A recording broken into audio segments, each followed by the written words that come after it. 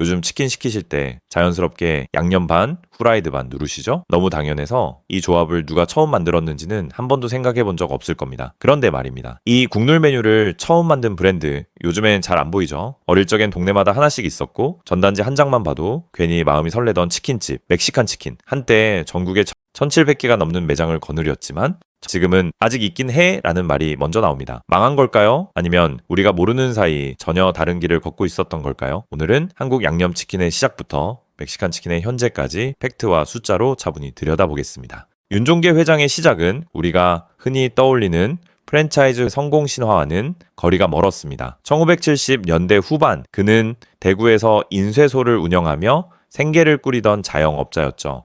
하지만 그 시기 경기 침체 속에서 상황은 급변합니다. 순식간에 빚더미에 앉은 그는 버티는 것 자체가 가장 큰 과제가 된 상황에 놓이게 되는데요. 그가 선택한 마지막 수단이 바로 장사였습니다.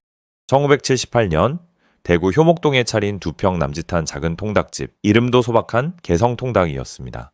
당시 치킨이라 해봐야 재래시장 통닭이나 미군 부대에서 전해진 레시피를 흉내낸 짠맛, 강한 프라이드 치킨이 전부였죠. 문제는 이 치킨이 시간이 조금만 지나도 닭 비린내가 올라오고 살은 금세 퍽퍽해진다는 점이었는데요. 손님들은 몇 입 먹다 말고 이건 못 먹겠다며 그대로 남기기 일쑤였습니다. 윤 회장은 이 장면을 그냥 넘기지 않았습니다. 이 문제만 해결하면 길이 있을지도 모른다. 그때부터 그는 장사보다 살아남을 방법을 고민하기 시작하죠. 무려 6개월 이상 매일같이 닭을 튀기고 소스를 바르고 실패를 반복했습니다. 김치 양념을 써보기도 했고 닭을 쪄서 조리하는 방법도 시도했지만 결과는 신통치 않았습니다. 양념은 튀김옷을 눅눅하게 만들거나 불 위에서 쉽게 타버리기 일쑤였고요. 전환점은 예상치 못한 순간에 찾아왔습니다. 동네를 드나들던 한 할머니의 말 한마디였죠. 그렇게만 하지 말고 물엿 한번 넣어봐라.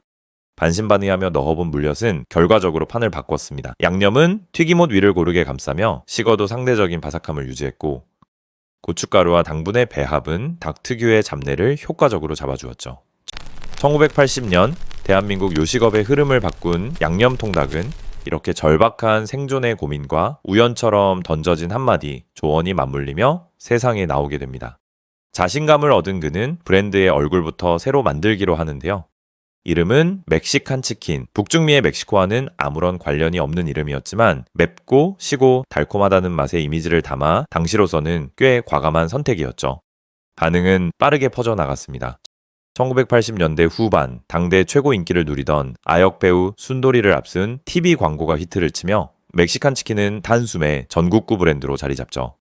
전성기에는 가맹점 수가 1700곳을 넘겼다는 기록이 남아있고 닭을 튀겨서 빌딩을 산다는 말이 과장이 아니라 현실처럼 들리던 시기였습니다. 하지만 이 시장은 멕시칸 혼자의 무대가 아니었는데요. 가장 먼저 도전장을 내민 건 1982년 대전에서 출발한 페리카나였습니다. 고추장을 활용한 매콤한 양념으로 차별화를 시도했고 이후 인기 개그맨 최양락을 앞세운 공격적인 광고 전략으로 인지도를 빠르게 끌어올립니다. 그리고 멕시칸에게 가장 뼈아픈 경쟁자는 1983년 등장한 처갓집 양념 치킨이었는데요. 보다 부드러운 식감과 차별화된 양념 스타일을 내세우며 본격적으로 시장에 뛰어든 건데요. 여기에 1989년 쓰리랑 부부를 앞세운 광고가 대히트를 치며 처갓집은 단숨에 국민 브랜드 반열에 오르고 1992년엔 미국 휴스턴에 진출하며 전성기를 맞이합니다. 이때부터 치킨 시장은 확실한 색깔을 띠기 시작하죠. 원조의 맛을 앞선 멕시칸, 매콤함으로 차별화한 페리카나, 부드러운 양념으로 대중성을 넓힌 처갓집. 서로 다른 방향에서 출발한 세 브랜드가 맞부딪히며 훗날 1세대 치킨 3파전이라 불리는 본격적인 경쟁 구도가 형성됩니다. 여기서 많은 사람들이 가장 의아해하고 또 가장 안타까워하는 사건이 등장합니다. 바로 특허 문제인데요. 윤 회장은 양념치킨이라는 새로운 조리법을 만들어냈지만 당시 이를 지식재산권으로 보호하지는 않았습니다. 훗날 방송과 인터뷰에서 그는 이렇게 회고합니다. 당시에는 요식업에서 레시피를 특허로 보호한다는 개념 자체가 희미했고 무엇보다 내 기술로 주변 사람들, 직원들이 함께 먹고 살 수 있다면 그것도 나쁜 일은 아니지 않겠느냐는 생각을 했다고 말이죠. 하지만 비즈니스의 현실은 달랐습니다. 레시피에 대한 보호 장치가 없다는 사실이 알려지자 유사한 양념치킨 브랜드들이 빠르게 시장에 쏟아져 나오기 시작하는데요. 뒤늦게 사태의 심각성을 인식한 그는 긴 법적 다툼 끝에 대법원까지 가는 소송을 벌였고 결국 양념치킨의 원조라는 지위 자체는 법적으로 인정받습니다. 하지만 그 판결이 시장을 되돌리지는 못했죠. 이미 수많은 브랜드가 자리 잡은 뒤였고 배타적인 권리를 행사하기에는 너무 늦은 시점이었기 때문입니다. 그가 남긴 특허를 내지 않은 것이 가장 큰 후회다라는 말은 이후 요식업 창업자들 사이에서 가장 자주 인용되는 교훈으로 남게 됩니다. 하지만 몰락의 결정타는 경쟁 그 자체보다도 잘못된 선택들이 겹쳐진 결과였습니다. 2000년대 초반 치킨 프랜차이즈 시장은 이미 포화 상태에 접어들고 있었고 원조 브랜드였던 멕시칸 역시 치열해진 경쟁 속에서 새로운 돌파구를 찾아야 하는 상황에 놓여 있었는데요. 본사는 운영 효율을 높이고 비용 구조를 개선하기 위한 여러 시도를 이어갔습니다. 그러나 그 과정에서 일부 결정들이 현장의 부담으로 돌아오기 시작했죠. 가맹점 운영 환경과 본사의 전략 사이에서 균열이 생기기 시작했고요. 점주들의 불만 역시 서서히 쌓여갔습니다. 브랜드 내부의 긴장감은 더 이상 숨길 수 없는 수준으로 번져갑니다. 본사의 재무 구조 역시 점점 흔들리고 결국 윤 회장은 자신이 1군 프랜차이즈의 경영권을 내려놓을 수밖에 없는 상황에 이르게 되죠. 경영 실패로 벼랑 끝에 몰린 멕시칸 치킨의 새로운 전환점이 찾아온 건 2016년이었습니다. 하림지주는 약 27억 원 규모의 투자를 통해 멕시칸 치킨 지분 100%를 인수하며 브랜드를 그룹 계열사로 편입하죠. 일부에서는 하림 김홍국 회장과 윤 회장 사이에 과거 인연을 언급하기도 하는데요. 다만 주요 보도들은 이를 개인적 미담으로 단정하기보다는 하림 입장에서 충분한 사업적 판단이 작용한 인수였다고 설명합니다. 실제로 하림에게 멕시칸은 단순한 치킨 프랜차이즈가 아니었습니다. 이미 인지도가 확보된 1세대 브랜드이자 자사가 생산한 닭고기와 소스, 식자재를 안정적으로 소비할 수 있는 전속 유통 채널, 즉 캡티브 마켓을 확보할 수 있는 자산이었기 때문입니다. 닭을 키우는 회사가 그 닭이 소비되는 브랜드까지 품으면서 하림은 생산부터 유통까지 이어지는 수직 계열화 구조를 한층 강화하게 됐죠. 그렇다면 하림이라는 든든한 모기업을 얻은 멕시칸 치킨은 이후 다시 화려하게 부활했을까요? 최근 수년간의 데이터를 살펴보면 이 브랜드는 오히려 전혀 다른 방향으로 변화하고 있다는 점이 드러납니다. 먼저 첫 번째 팩트, 오프라인 프랜차이즈 규모는 줄어들고 있습니다. 가맹점 수는 2022년 447개에서 2023년 434개, 2024년엔 418개까지 감소했고요. 특히 신규 개점 수는 눈에 띄게 둔화된 모습입니다.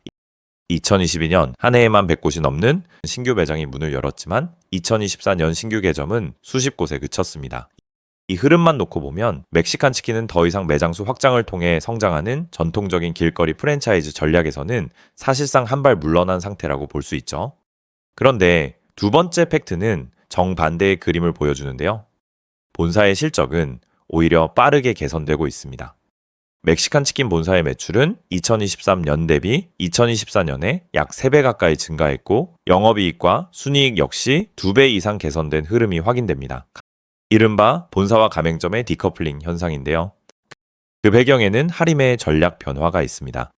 멕시칸은 더 이상 BBQ나 BHC처럼 매장 수로 경쟁하는 프랜차이즈가 아니라 유통과 제품 중심의 브랜드로 역할의 중심이 이동하고 있기 때문이죠. 하림이 선택한 방향은 명확했습니다. 매장을 늘리는 대신 냉동치킨, 닭강정, 소스 등 HMR 제품과 계열사 간 B2B 식자재 유통에 집중하는 전략인데요. 윤 회장이 남긴 식어도 맛있는 양념이라는 강점은 매장보다 오히려 유통과 가정 간편식 시장에서 더 큰 힘을 발휘했습니다. 편의점과 대형마트로 공급되는 냉동치킨과 닭강정, 그리고 하림 계열사 간 내부 거래를 통해 멕시칸은 치킨 프랜차이즈이자 식품 유통법인이라는 이중적인 성격을 갖게 됐죠. 2024년 진행된 하림유통과의 흡수합병 역시 이 같은 유통 효율화 전략의 연장선으로 해석할 수 있습니다. 하지만 현장의 상황은 본사의 숫자만큼 화려하지 않습니다. 멕시칸 가맹점의 평균 매출은 연 1억 원대 초반 수준으로 파악되고요. 월 매출로 환산하면 1,000만 원 안팎입니다. 여기서 임대료와 인건비, 원재료비와 배달 수수료를 제하고 나면 수익성이 넉넉하다고 보기는 어렵다는 평가가 나옵니다. 결국 지금의 멕시칸 치킨은 실적이 좋아진 본사와 생존을 고민하는 가맹점이라는 두 개의 얼굴을 동시에 갖고 있죠. 과연 창업주가 꿈꾸던 모습이었는지는 여전히 질문으로 남아 있습니다. 2025년 12월 30일 윤 회장은 조용히 세상을 떠났습니다. 그가 남긴 브랜드는 이제 더 이상 가맹점을 늘리지 않습니다. 대신 마트의 냉동고와 촘촘한 유통망 속에서 현대 자본주의가 허락한 가장 현실적인 방식으로 생존을 이어가고 있죠. 하지만 우리가 결코 잊지 말아야 할 것은 기업의 매출이나 점유율 같은 차가운 숫자 너머에 있는 가치인데요. 효목동 2평짜리 가게에서 식으면 버려지던 닭을 바라보며 닭 비린내와 싸워가며 끝내 찾아낸 그 끈적한 빨간 소스와 아삭한 치킨무. 이 작은 발명이 없었다면 오늘날 뉴욕과 파리의 시민들이 열광하는 K치킨의 신화는 시작조차 하지 못했을지도 모릅니다. 윤 회장은 비록 치열한 치킨 공화국의 전쟁터에서 최후의 승자가 되지는 못했을지도 모르죠. 그러나 그는 경쟁에서 이기는 법 대신 양념치킨이라는 새로운 문화를 만드는 길을 택했습니다.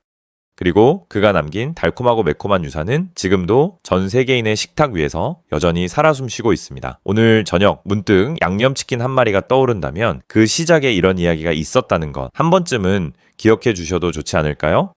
오늘 이야기는 여기까지입니다. 영상이 흥미로우셨다면 구독과 좋아요로 함께 해주세요. 시청해 주셔서 감사합니다.